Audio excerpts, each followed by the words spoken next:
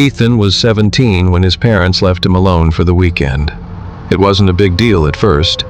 They'd done it before. He was responsible enough, didn't throw parties, didn't invite people over. His parents trusted him, and honestly, he liked having the house to himself. It was quiet, predictable, his own space. They left Friday afternoon. His mom reminded him to lock the doors. His dad made a joke about not burning the place down, and then they were gone. Just like that. For the first few hours, everything felt normal. He ordered food, watched videos in the living room, let the TV run louder than usual. The kind of freedom that only feels special when you don't have to share the space with anyone else. By midnight, the house had settled into that deep kind of silence. Not peaceful, just empty. Ethan turned everything off before heading upstairs. The darkness felt heavier than usual, but he brushed it off. Locked his bedroom door out of habit, plugged in his phone, and went to bed. The first night passed without anything unusual. It was Saturday afternoon when things started to feel off. He woke up late, grabbed something quick to eat, and spent most of the day in his room. Around early evening, he decided to take a shower. The moment he stepped into the bathroom, he paused. The floor was slightly damp. Not soaking wet, not flooded, just enough to feel like someone had used the shower recently. He frowned.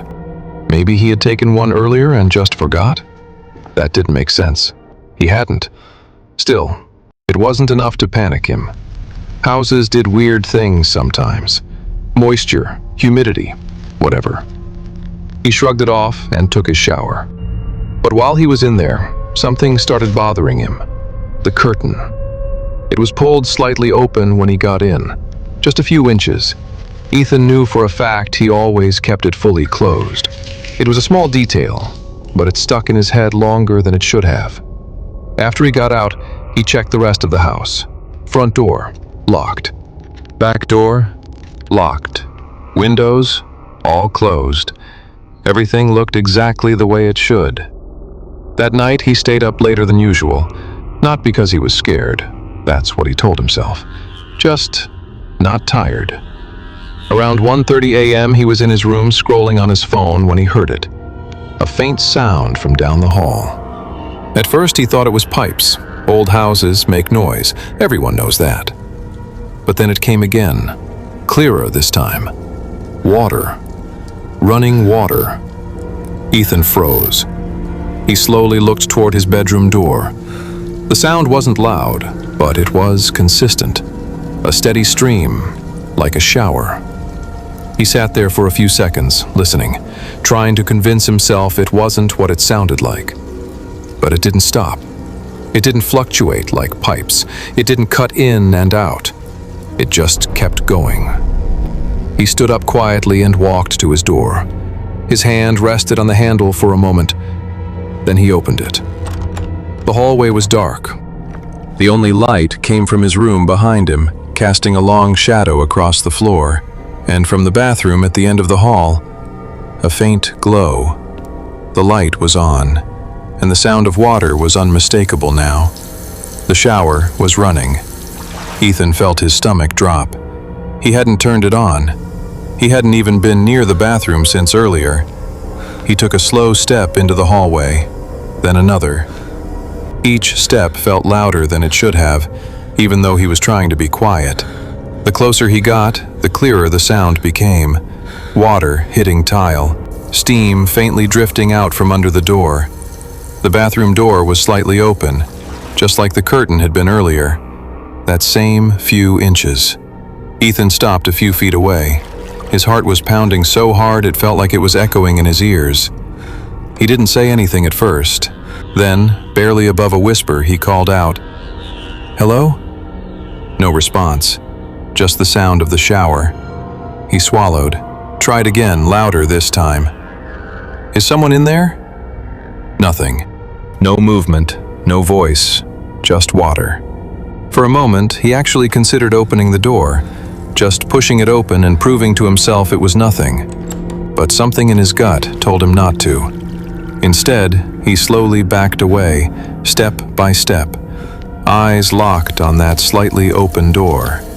He went back into his room and shut the door quietly, locked it, then grabbed his phone. His first instinct was to call his parents, but he hesitated.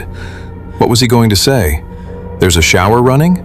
They'd think he was overreacting. So instead, he texted his friend Marcus. He explained everything as calmly as he could. Marcus replied almost immediately. "Bro, you're alone, right?" Ethan stared at the message. "Yeah." A few seconds passed. Then don't go out there. Seriously. Ethan didn't need to be told twice. The shower kept running, for what felt like forever. Minutes stretched, 10, 15, maybe more. Then, suddenly, it stopped. Just like that. Silence. Ethan held his breath, listening, waiting for footsteps, a door creaking. Anything. But nothing came. The house went completely still again. That was somehow worse. He didn't sleep that night. He stayed awake until sunrise, sitting on his bed with the lights on. At some point, he must have passed out, because when he woke up, it was late morning. Daylight filled the room. Everything felt normal again, too normal. For a second, he almost convinced himself it had been a dream, until he stepped into the hallway. The bathroom door was wide open. The floor inside was soaked, and the mirror was fogged up. Even though hours had passed, Ethan didn't go inside. He grabbed his phone and called his parents this time, told them everything. They didn't believe him at first, but they agreed to come home early. He stayed outside on the front steps until they arrived.